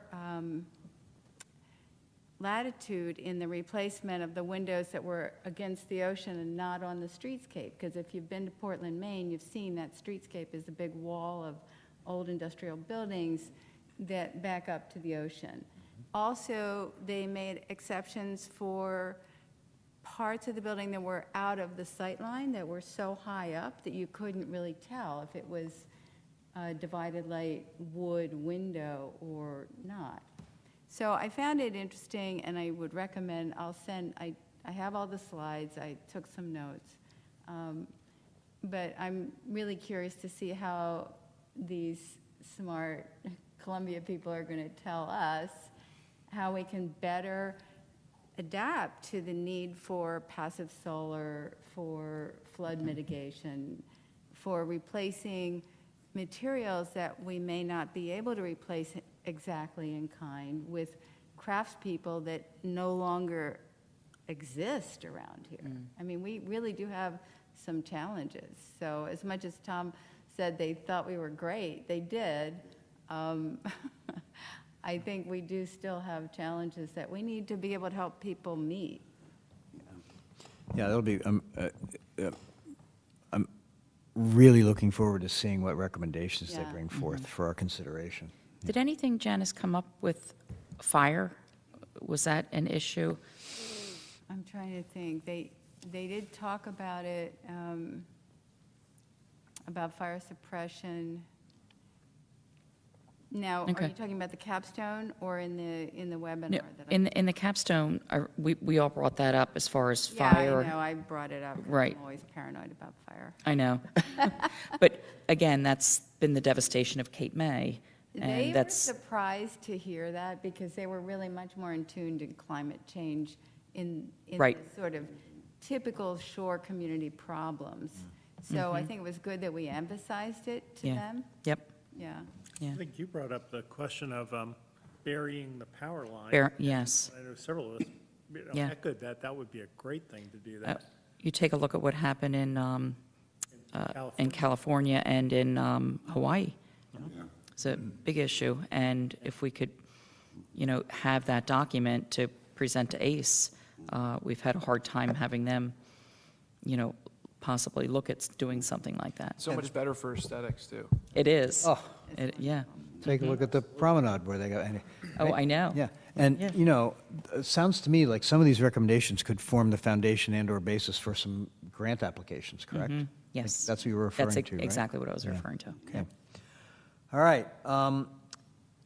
An update on the Historic Preservation Awards. Janice, by the way, and her committee, just so everybody knows, have been working tirelessly on this for at least the last 4 to 5, maybe 6 weeks, maybe longer. And it looks like you got the list down to what, 40? It's 20? 40, if I'm correct, that those that have a final approvals but not a CO are still okay. And that's a question we've asked Paul Dietrich to clarify. Yeah, so the list that I got today from you, I counted 41, Yeah. right? And that's for Category 1, which is basically rehabilitation, reconstruction, and Category 2 Well, additions. actually, no. I don't know about new I construction, think though. maybe my list wasn't clear. What I have down is 18 in Category 1, 12 in Category 2, 9 new construction, So what are those numbers again? 18 in Category 1. Yep, rehab. 12 in Category 2, Additions? 9 in new construction. The adaptive reuse, I have a question mark because one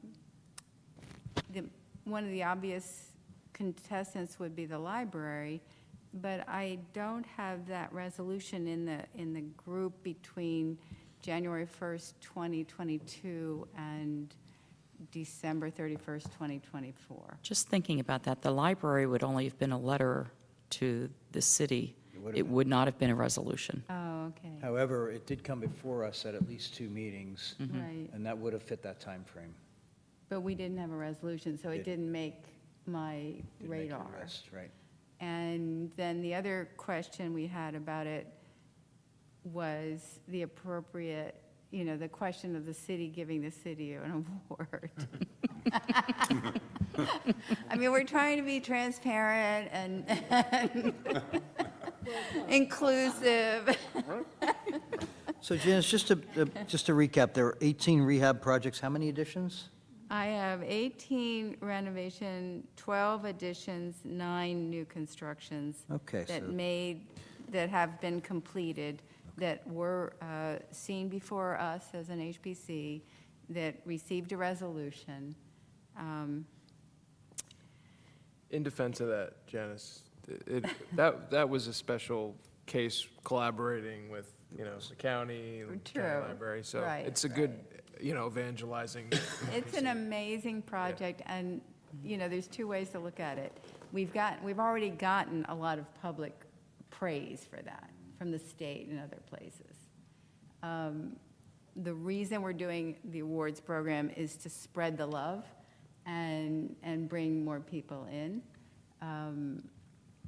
Any project we can highlight as something other people can look at and say, wow, that's really great, I didn't think of that, or I didn't see that. A sort of sleeper was this project on Page Street where Staggers took an old utility building and made it into a residence. So that's adaptive reuse. The adaptive reuse category will not be easy for us to do much in this town, because in a city, it's happening all the time. Here, it has happened where residences were turned into B&Bs. That was really the beginning of Cape May's Renaissance. That was adaptive reuse. But it's a category that doesn't show up as much as it used to. It's kind of going, I don't know if adaptive reuse qualifies for B&Bs that turn into whole house rentals, but that's a question. I'm sure we're gonna have Newman come up with that Morrow's building. That's a warehouse or whatever, storage, and, is that gonna be redone somehow? Most likely. You mean where Cape May Lumber is? No. No. Elmira. Elmira. Oh, Elmira. Flag lot. That'll be an upcoming, Yeah. yeah. But, I mean, that's Hidden back in there. So Janice, then the next step is we have meeting on Monday, a week from today. Yeah, so this is a question for you, Chris. Okay. What we plan to do is have all of the potentials scanned and then a subcommittee, nominating subcommittee that would be composed of Kevin, John, plus the committee. So that's Kevin, John, Janice, all commissioners. Judy, not a commissioner. Lorraine, not a Jake. commissioner. And Jake, yeah. So there's 4 commissioners and 2 non-commissioners on this subcommittee. If we met in 2 separate rooms and looked over and talked it over and brought it down to our top, say, 5 to 8, and then met as a whole team and decided which would be what we want to do is boil it down to 5 or 6 per category that the outside jurors would be reviewing to recommend for awards. If there's, I think that this qualifies as official business, even if it's sort of like community engagement work. Right. So the conservative answer to that is, if there's 4 members, we should just call a special meeting and you can, meet and you don't have to worry about the sunshine. You can sunshine it and have your And do meeting. it here. Yeah, you could do it here and you could meet in here and talk about it and not even have to have like this 3:30. breakout room issue. John, what's your Great thought? idea.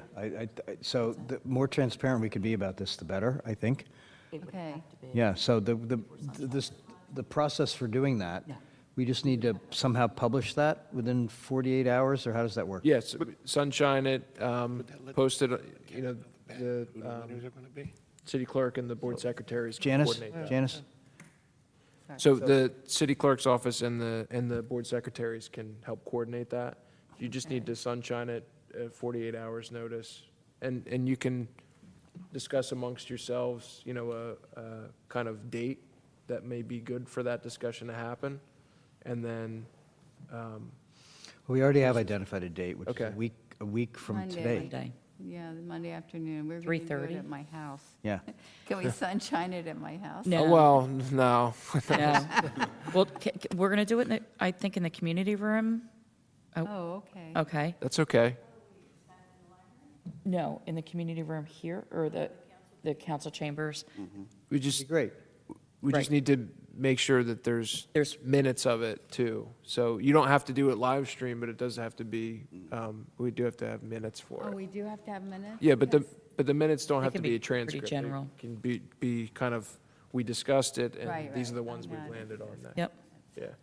I think that's probably what you that do to me is anyway, the Janice. cleanest and safest way to do Yeah. this. Yeah. And it avoids you having to, think about, But and we talk about. Just to let you know, though, the public is invited at that point. Correct. There's have to be So- an opportunity for public comment. So you may have some people that want to come in and say, hey, it should be my house. I or don't think whatever. they will, but And do we have to make any sort of newspaper notice of this? Yes, yeah, she's so got it. Okay.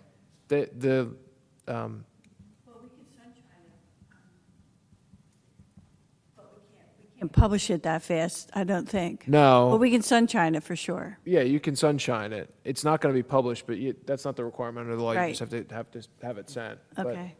Okay. so it's a tight timeline, but it can be done. So can we, so what is it that we need to be? Jake's concerned, go ahead, Jake. You're concerned about what? The cat being let out of the bag? Yeah, I said, if it is public, then the way we're coming, who the winners are, is the cat going to be out of the bag because the public's involved? Well, but these are only the nominees, not the winners. Yeah. So the cat being out of the bag with regard to nominees is actually Okay. something we All would right. want, Yeah. right? In the HPC, the board, or at least, at least a quorum of these members are going to be basically serving as the initial filter Correct. that a non-HPC unit will be choosing from. Is that correct? Yeah, Yes. preservation Yep. professionals will be looking at the full packets. And, the urgency is that we want to get these packets really well done and put together before the holidays, Got it. so that we can have our nominees in February. Right. So and that might address your concern, Yes, Jake, which go. is, look, the HPC is going to have some nominees to discuss and serve as the initial filter, but ultimately the selections are going to be made by. Yes. So if we could have a notice, and the notice is just a public notice stating what the purpose of the meeting is, correct? Correct. And that needs to be given to our secretary to send to the newspaper? Correct. And if we could have, what would be the deadline for that in order to meet the sunshine? 48 hours. 48 hours. So what's going to need to happen is there's going to have to be a posting in the building. They'll put it on the website.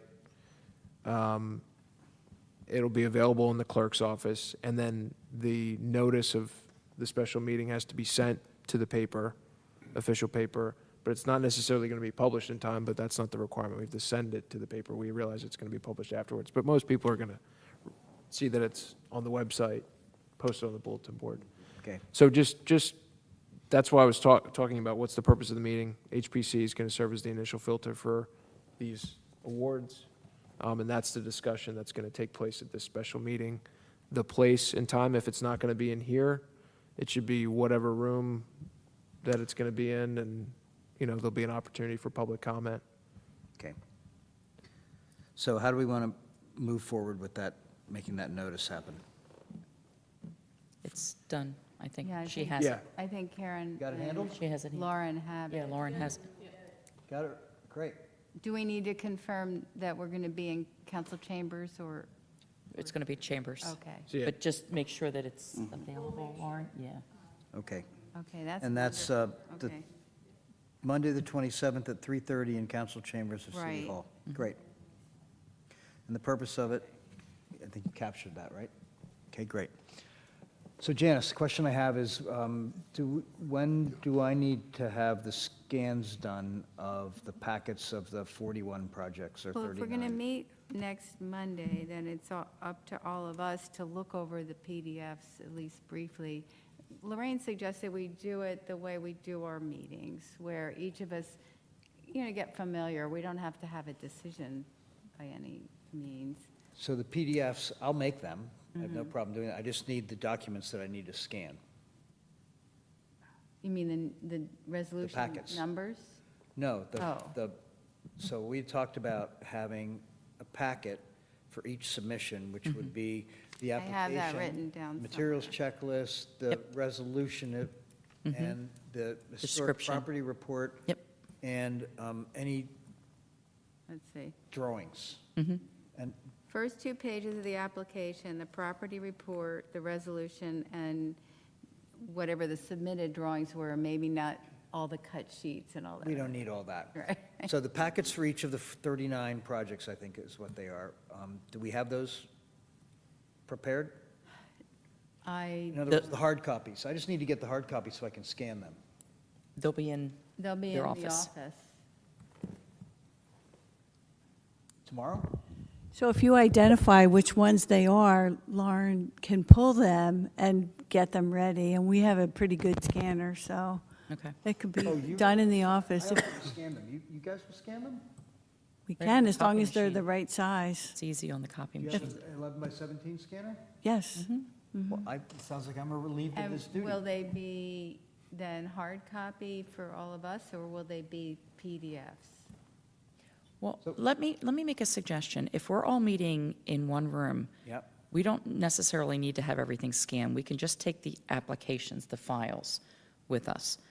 Because the only scanning that we really need to do are the ones that were Nominees. nominees. Yep. So we don't have to go through this whole process, if that makes sense. You know what? The question is how, we're going to be looking at 40 projects. So each group of 3 people will be looking at 20, right? We can switch. Right? And we're only going to be 3 people. We can sit around them and look at them. We probably don't need, I think you're right. Yeah, probably don't need I to don't think we scan need to do that until the end. I think you're probably right. Mm-hmm. And only scan the 5 or 6 nominees. Correct. But we're going to need to have the applications pulled so we Yeah, if can we use have them the original here application. as we're going through. So all we Okay. need then is the original applications for Correct. next Monday. I think that's a great idea. Yeah. Furthermore, that's really selfish because now I don't have to scan them. Well, you'll have to scan the other ones that I'm we happy to nominate. do that, yeah. But 10 is a whole lot better than 40. Didn't make any sense. I'm happy to do it either way, but No. it sounds like it would be unnecessary. I think so. Okay. I did document our first cut, our second cut, our third cut, because I feel it's really important when we're finished this and we're clear about what the process is, that everyone on the HPC understands it, and that it's not really detailed in our publicity, but it's referred to in simple terms, so that people who might think, oh, I should have been considered, when they realize that, no, we actually didn't consider roof replacements or garages or fences. This was about a more significant project. Yep. And we also had to not consider projects that had unresolved violations. And that's the most sticky one, because, yeah. That's what this list is. Yeah. Got it. So there also, I think everybody knows that you guys also created a rubric for essentially scoring the nominees in order to, or scoring the candidates to produce the nominees, and then giving that rubric to the outside folks to score the nominees to select the winners, correct? That is correct. Just to clarify that, the people who are going to be looking at these are very experienced with this. So the rubric is a simple, it's more about expressing what our priorities are, so they understand. And they'll be scoring them on a sort of a scale of 0 to 5, and then talking together with each other, after looking at the photos and the whole packet. Right, so it's not as if each project is going to receive a final score, as it were. Yeah, we're not doing a detailed, multi-level rubric like you might expect in an academic situation.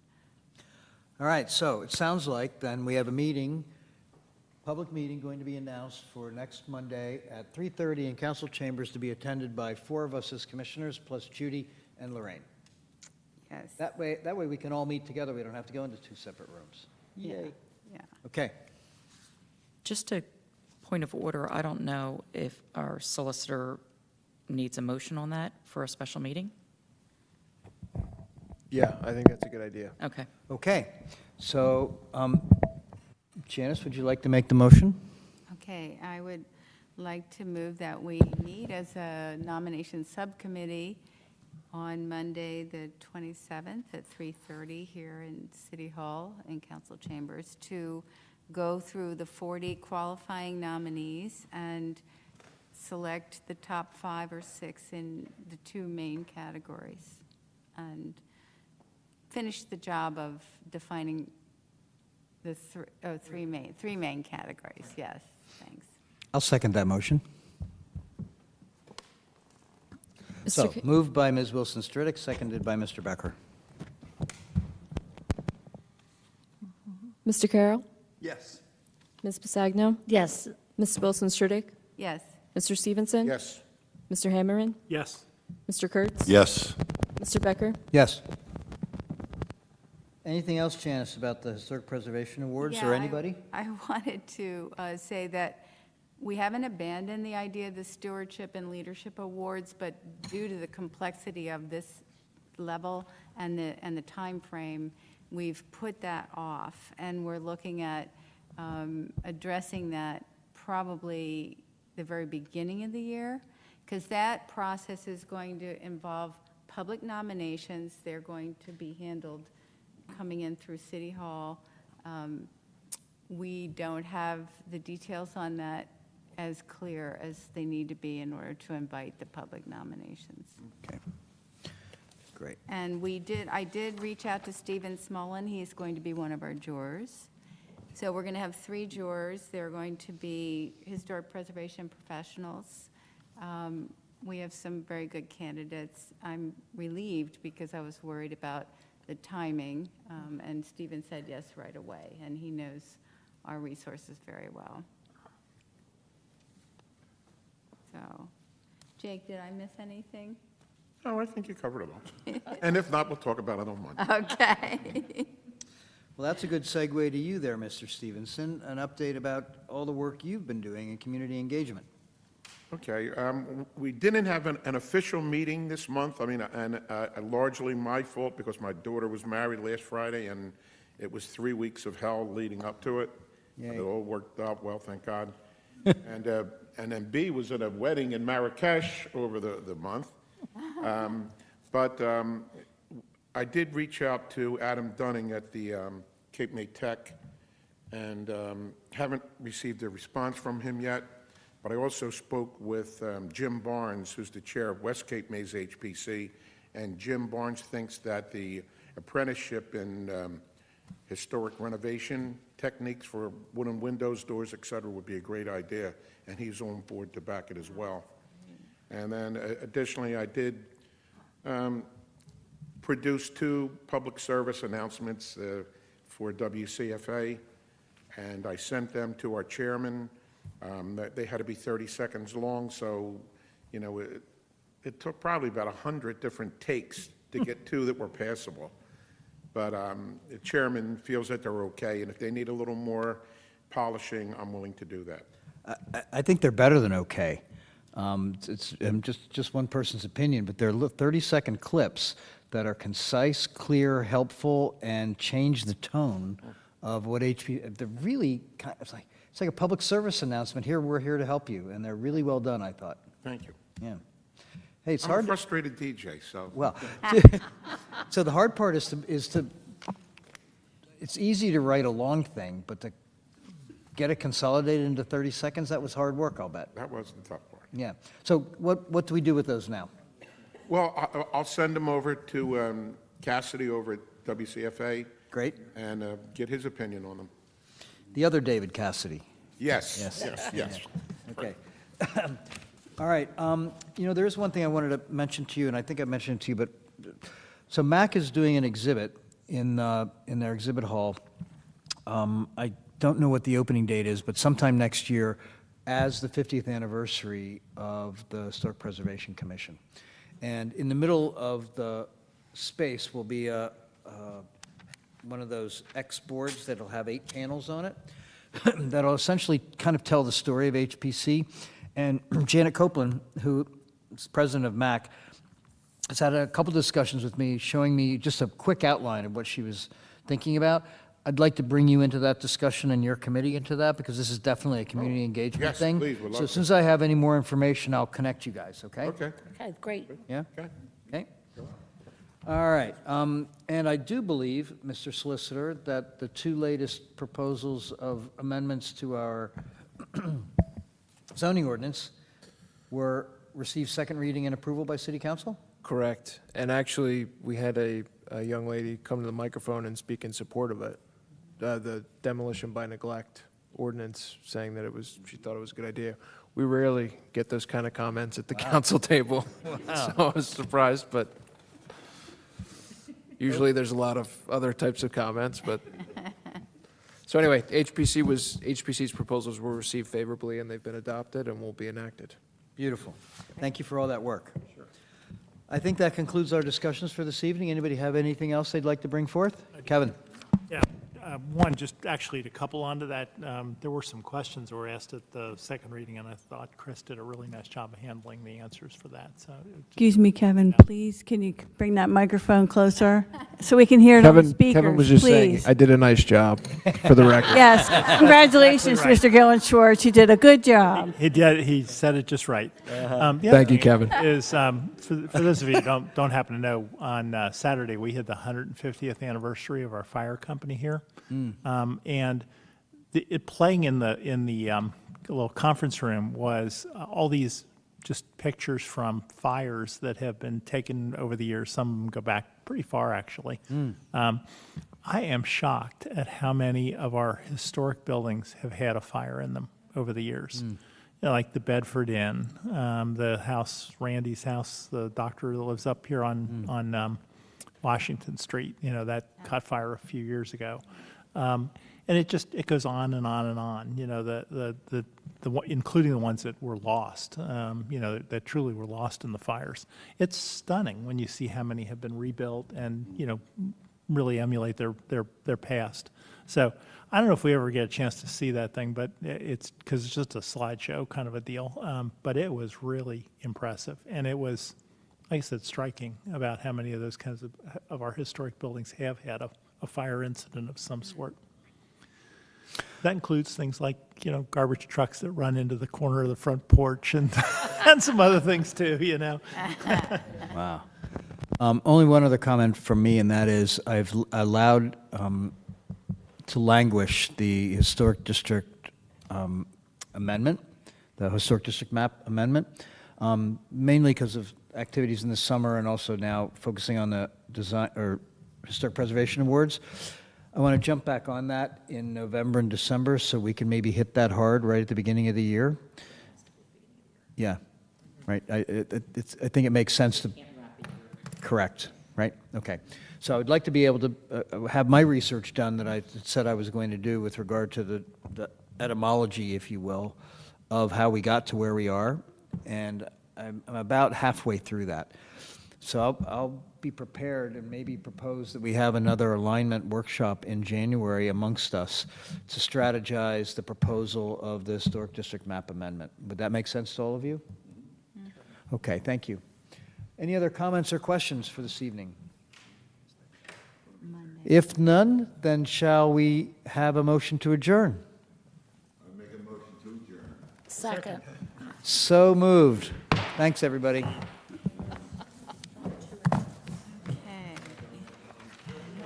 Okay.